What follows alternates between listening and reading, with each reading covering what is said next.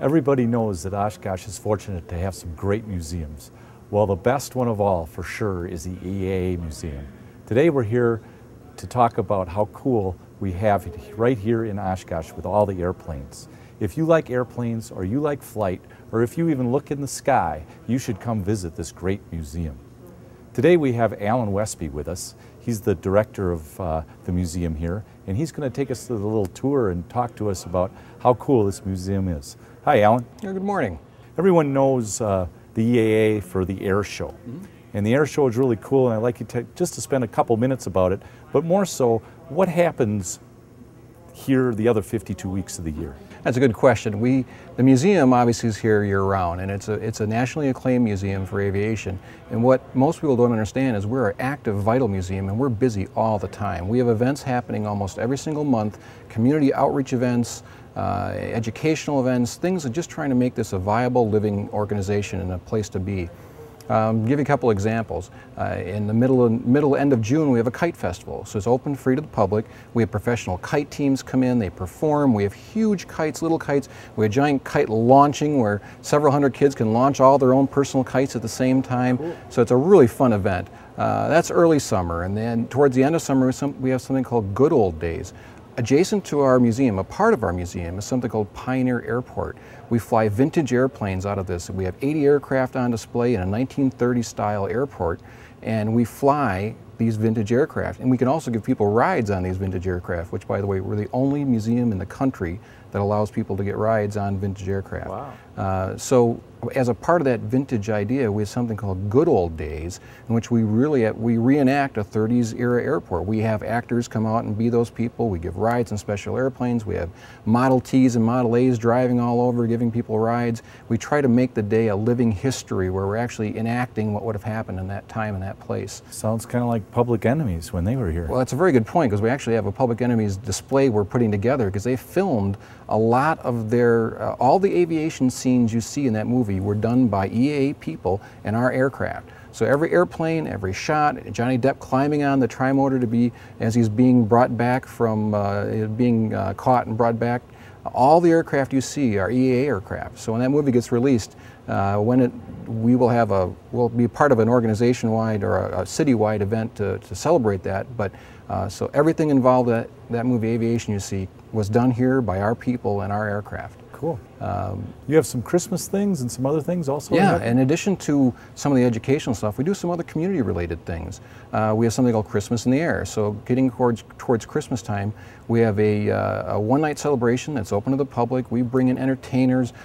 We have all kinds of, we had chocolate samplings one night or one time. We have free food, free entertainment, local schools, and their choir groups come in and perform, and eventually Santa flies in a helicopter and comes in to give away, his talk with the kids. So it's really fun. My wife would love the chocolates, and the kids would like Santa. It's an exciting night, I can tell you that. And it's when the snow's flying and the helicopter lands and Santa climbs off, there's a lot of excited kids. Cool. So let's talk about the financial impact of both EAA, the air show, and how this museum brings people to this community. Well, we're a major tourist attraction. We see about 180,000 visitors a year here, and the vast majority of those tend to be tourist kind and transit type of visitors. We also, well, in addition to the local population within the 30, 50 miles area, so we have a tourism impact from that respect. The organization, the EAA, our parent, when we hold our air show, the convention every summer, we just had a recent economic study done by a University of Oshkosh professor, and we ascertained that approximately we have a $110 million impact on the valley between Green Bay down towards Milwaukee, where we bring people in between food, lodging, and all those wonderful things. So we like to think we're a good contributor to the area. In addition to the wonderful things we're doing for aviation, we like to hope that we're also benefiting those around us. And during the show you have tour buses and shuttle buses that go all over town? Because we have so many people staying on site. We actually have a campground that holds about 45,000 people during convention. In order to facilitate those people that are kind of landlocked, and as well as those people that fly in and camp, We actually have shuttle buses that take them all over the valley, trying to get to grocery stores, to shopping. We're encouraging them to be able to be a good partner with our community. Enjoy the convention, do the great stuff we're going to do here, but you know, there's other ways to get your needs and go out into the community. Cool. With all that stuff going on, you must need volunteers. Is that something the community helps you out with? Continually. Yeah, we always want volunteers. We're always in need of volunteers. The community's been they've been very good to us, and we've got a core of really dedicated people, but we always need more. I mean, one of the things we're working hard on is trying to get younger volunteers.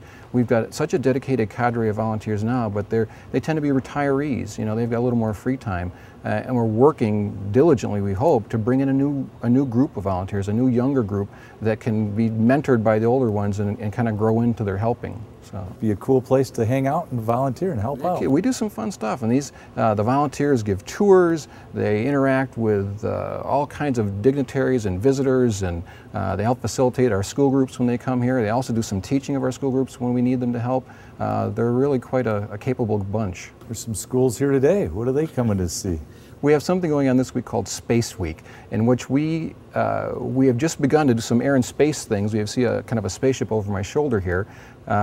So we have week-long programs focused on children. We'll learn all about the aerodynamics of space, rocket propulsion, a number of other principles. So the schools come in, we offer classes, we teach these classes, we rotate the kids around, they go do some great stuff. In approximately a half hour, you'll be able to walk outside and see them launching rockets. It's an exciting time. Cool, cool. So I think we should all come out here and check this place out. I think this is really, really It's one of those jewels in your backyard. Unfortunately, it's always one of those things that I liken it to the hidden treasure. It's always there, you always know about it, but you never come see it. And I think that people would be surprised who've never been here before. We're probably in the top 4 aviation museums in the country. We're nationally acclaimed, we're an accredited museum. As a matter of fact, we were the very first aviation museum ever to be accredited by the American Association of Museums. So it has a lot to offer that I don't think people necessarily realize. And we change. We've always been through that, been there, done that factor. And honestly, we have new exhibits opening all the time. We move things around, bring things in and out. So it's a changing and vital place. We're never quite the same every time. I was here about 6 months ago, and there's a lot of new things here now that I didn't see 6 months ago. We try to make it interesting because we'd like people to come back. Good, good.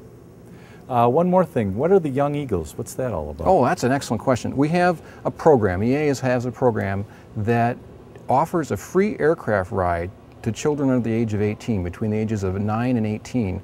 So if you are that age and you have a permission slip signed by your parent or guardian, we will give you a free aircraft ride, a ride on an airplane, so they can experience the joy of flight, the thrill of aviation. And as to date, we've flown over 1.5 million children on our program for free through the Young Eagles program. We offer Young Eagles rides out of our Pioneer Airport here at the museum when we're flying.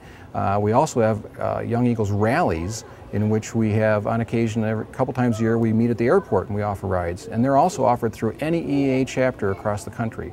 So we've got a huge number of pilots donating their time. This is all donated by the pilots, donating their time to give rides to children. Wow, that's really neat. Yeah. Well, thanks a lot for having Oshkosh Rocks visit EAA, and good luck to you. You've got a great place going here. Thank you very much. Thanks, Alan.